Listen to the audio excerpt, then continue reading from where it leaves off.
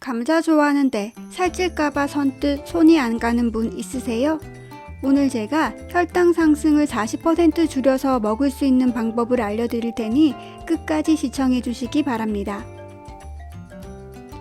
언젠가부터 고구마는 다이어트의 아군, 감자는 적군이 되어버렸습니다. 그 이유는 바로 GI 지수 때문인데요. GI 지수는 식품을 섭취한 후 혈당이 얼마나 빠르게 증가하는지를 나타내는 척도입니다. 높은 GI 지수는 혈당 수준이 빠르게 증가, 낮은 GI 지수는 천천히 증가하는 것을 의미합니다. GI 지수는 주로 탄수화물이 포함된 음식의 혈당 영향을 측정하는 데 사용됩니다. 그래서 혈당에 미치는 영향이 상대적으로 낮은 단백질이나 지방은 대부분 GI 지수를 측정할 수 없습니다. 당뇨 환자분이 아니더라도 혈당 관리는 건강을 위해 중요하므로 GI 지수와 함께 두 가지를 더 확인하는 것이 좋습니다. 첫 번째, GL 지수. 식사 중에 섭취한 총 탄수화물 양과 해당 식품의 GI 지수를 고려하여 혈당 변화를 평가하는 지표입니다.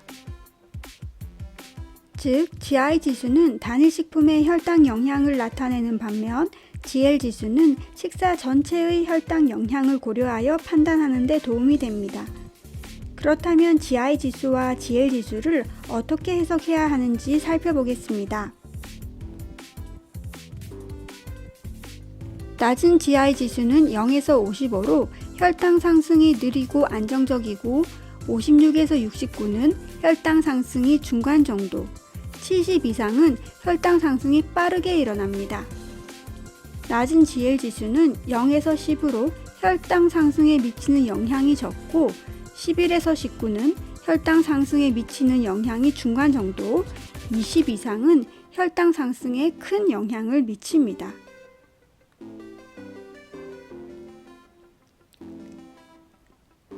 이 사진은 GI 지수를 제안했던 학자들의 공식 웹사이트에서 감자를 검색한 결과값입니다. 식품별 GI 지수표를 많이 보셨을 텐데요. 그것처럼 식품당 하나의 GI 지수값만 있는 것이 아니라 같은 식품이라도 원산지, 즉 종자에 따라 결과는 달라집니다.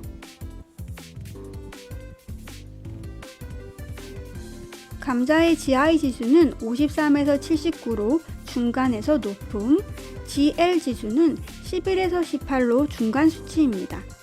그러므로 감자는 적절한 양으로만 먹는다면 전체적인 혈당 상승에 영향을 미치지 않는다고 볼 수 있습니다.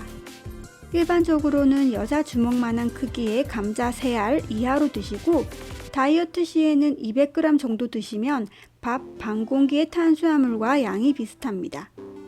사진의 감자 중 제일 작은 감자는 알감자 정도의 크기니 저울이 없으신 분들은 참고하시기 바랍니다.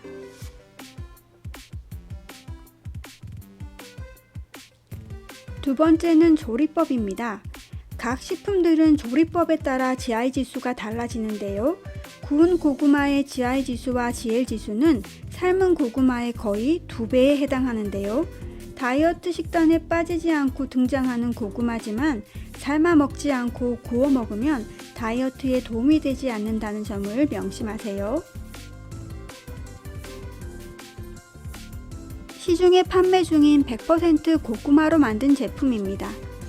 다이어트 중인 분들 그리고 건강한 간식이라 여겨져서 많이 구매하시는 제품이에요. 스틱 하나에 22g으로 중량에 비해 칼로리와 당류가 꽤 높습니다. 고구마 스틱 중량을 밥 한 공기 중량으로 환산해 보겠습니다. 표에서 확인할 수 있듯이 단백질 함량이 높다는 것 외에는 큰 장점은 없어 보입니다. 만약 백미가 아닌 잡곡밥으로 바꿔 비교한다면 고구마의 단백질과 섬유질 함량도 더 이상 큰 장점이 될 수 없을 것 같습니다. 고구마 스틱이 좋은 식품이 아니라는 뜻은 아니니 오해가 없으시길 바랍니다. 이러한 비교를 하는 이유는 체중 감량의 목적을 두고 밥 대신 고구마 스틱을 먹거나 GI 지수 때문에 감자는 멀리하고 고구마 스틱을 먹는 것은 좋은 선택이 아닐 수 있다는 것을 알려드리기 위해서입니다. 삶은 감자와 감자튀김이 다르듯 삶은 고구마와 구운 고구마는 다르답니다. 식품별 GI 지수는 조리법에 따라 달라지니까요. 그럼 이제 혈당 상승을 40% 줄여서 감자 먹는 법을 알려드리겠습니다.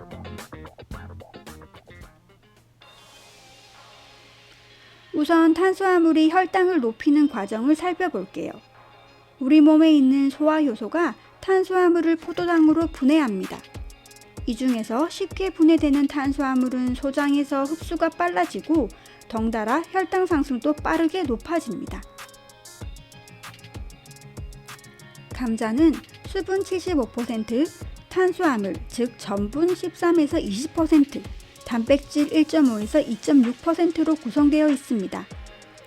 감자가 당뇨 환자나 다이어트에게 좋지 않다고 하는 이유는 바로 감자의 탄수화물이 체내에서 포도당으로 쉽게 분해되기 때문인데요.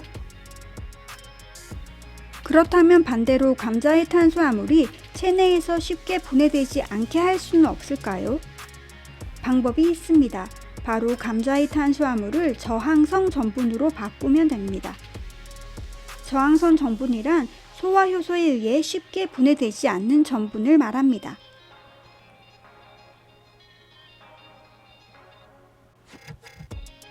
이것은 미국 영양학협회 저널에서 발간한 기사 중에 일부를 발췌한 것인데요. 차가운 감자를 먹으면 혈당 영향을 거의 40% 낮출 수 있다는 연구 결과입니다. 뜨거운 감자의 GI 지수가 89.4였다면 차가울 때는 56.2로 혈당 지수가 높음에서 보통으로 급격하게 떨어진 것을 확인할 수 있습니다. 생감자를 만지면 단단하지만 익히면 손으로 으깨어질 정도로 부드러워지죠. 이것을 전분이 호화되었다고 하는데요. 단단하게 뭉쳐있던 감자의 전분이 열에 의해 느슨하게 불려 포도당으로 쉽게 분해되는 구조로 변형된 것입니다. 이렇게 느슨하게 풀어진 구조를 소화효소에 의해 쉽게 분해되지 않도록 다시 바꿔주는 방법이 있습니다. 바로 호화된 전분을 재결정화하는 방법인데요. 익힌 감자를 냉장고에서 12시간에서 24시간 보관하는 것입니다. 냉장 보관하는 동안 감자의 전분 중 일부가 새로운 구조의 결정 형태로 뭉치게 되는데요. 이때 형성된 것이 바로 저항성 전분입니다. 여기까지 들으시고 몇 가지 궁금한 점이 생기셨을 텐데요. 첫 번째, 냉동 보관해도 되는지입니다. 전분 분자들이 움직여서 재결정화 과정이 이루어지는데 전분 주변이 얼어버리면 분자들이 움직일 수 없습니다.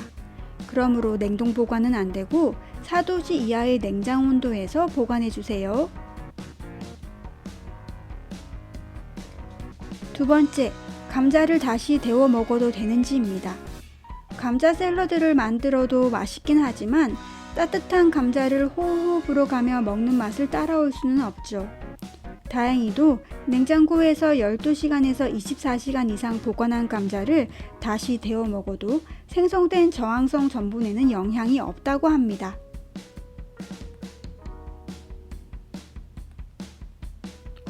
정리하자면 일반적으로는 여자 주먹만한 감자 3알 이하, 다이어트 시에는 200g 정도, 혈당 걱정이 되신다면 냉장고에서 12시간에서 24시간 보관 후 섭취하세요.